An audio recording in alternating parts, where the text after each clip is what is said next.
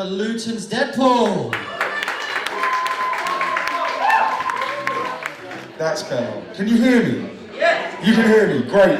There's a problem with me and microphones that normally nobody can hear what I'm saying because it's just muffled. Like at Comic-Con, nobody knew when I was making announcements. People were like, well, you just got up on stage and was like, and making loads of arm actions and no one knew what was going on. So yeah, I'm glad you can hear me. That's a great way to start. Now, I have prepared nothing. I'm not going to lie, I've prepared nothing.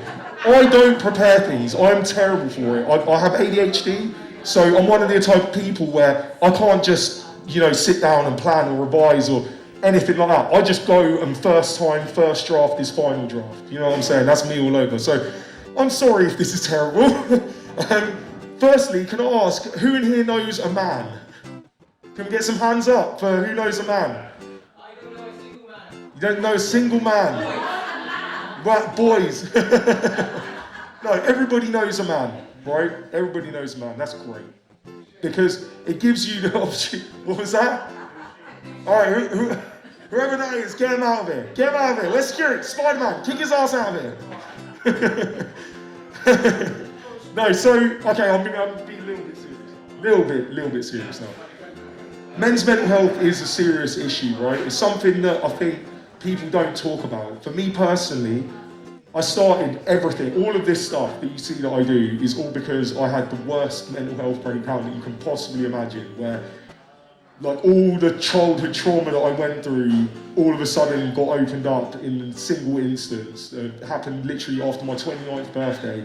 And from there, I had a really good life, good job, things were going well, and then PTSD hit me hard, and it just ruined me. I would be doing something, and then flashbacks, nightmares at night, I'm always tired, I'm always grumpy, I'm always, I'm starting to get a bit more aggressive in my responses to people, and at work I'd start getting in fights and in arguments, and then at home it wasn't good, it was just arguing with the missus, and I wasn't in a good place, so I tried to get help, I promise you, I tried my absolute best to get help. And do you know what, for as good as there are services out here, we've got some great services here today, it didn't help me. It really didn't help me. I know a lot of men that didn't help either. The way that you're treated by some places, again, not naming no names, I think we know, they're not in this room, I'll tell you that. They're not in this room.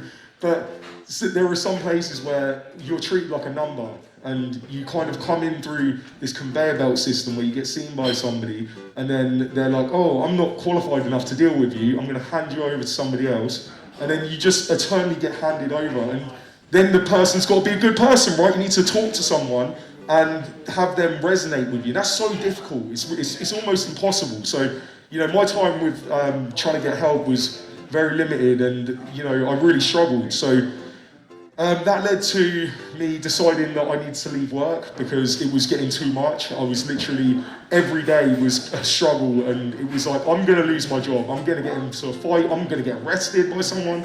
I can't do this. So I decided to then leave work, and my plan was I was gonna go work for myself. I was an engineer before, and I was gonna go work for myself, and then, do you know what, COVID happened. Literally, a month before. I'm the dumbest person you'll see in your life, right? I quit my job about a month before COVID happened. And if I wouldn't have quit my job, I would have been on furlough for 2 years, like the rest of these or working at home, getting paid, and I could still be Deadpool, but that shit didn't happen, and instead, I'm broke. So, I'm sorry. Anyway, I digress. But, so what happened was, I had a group of friends, right? And they're weirder than me, actually, because they started it. I didn't start the Deadpool thing, they started it. They went running around the town because they were teachers in schools, right? And they were getting stories from some parents that were saying, oh, my kid's really depressed. My kid wants to commit suicide, right? Kids as young as 8 years old, you would not believe it. One thing that we don't talk about from the pandemic is how bad children's mental health got affected, right?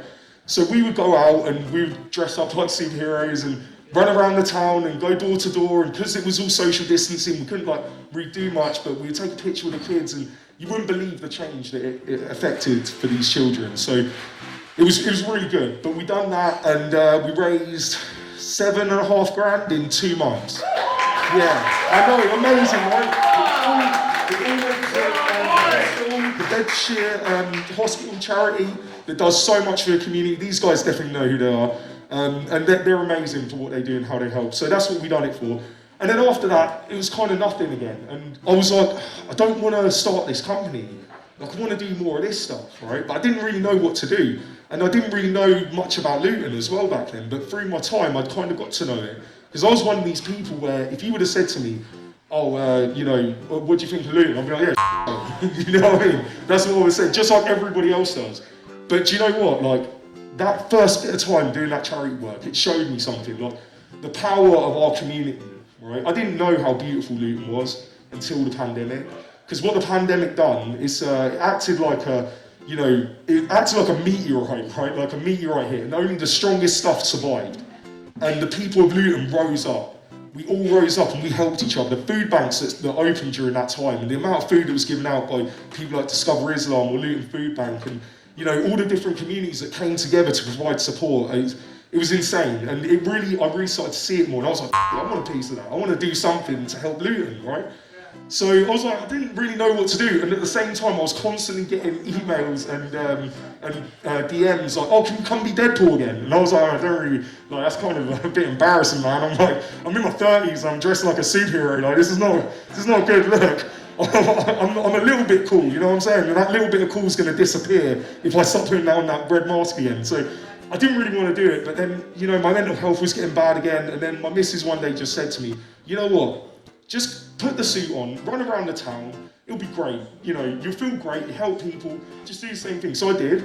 I set up an Instagram page with 0 followers, right? Nobody knew who I was. And then I went out running around the town, was posting every day.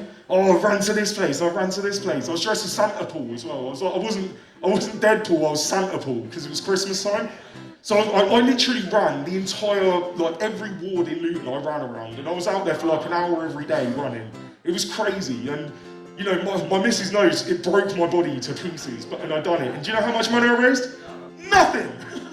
Nothing! Not one person put into my bucket, and I was like, what am I doing wrong? So she said to me on the last, like, there was like 4 days till Christmas, and she was like, you know what, you need to go out into town with your boombox and just shake your ass for money. I swear, she said this. Shake your ass for money, because you know what, you'll have fun at least. So I was like, oh, all right, fine, I'll do it. So I went into town, I put my music box down. It was about 11 in the morning when I started. I came home at like 6, because I was just dancing my ass off all day. And I had so much fun. It was the best time. Like, I didn't realise how much I enjoyed just dancing, man. It's my favourite thing. I can't dance today because, as most of you will know, I fell downstairs last night. I've broken my arm. So, you know, unfortunately, I'm not gonna show you my horrible dad moves. No, I know. Sorry, I know. I heard the little R just then, but it's not happening. It's not happening. Stop. All right, give you a little.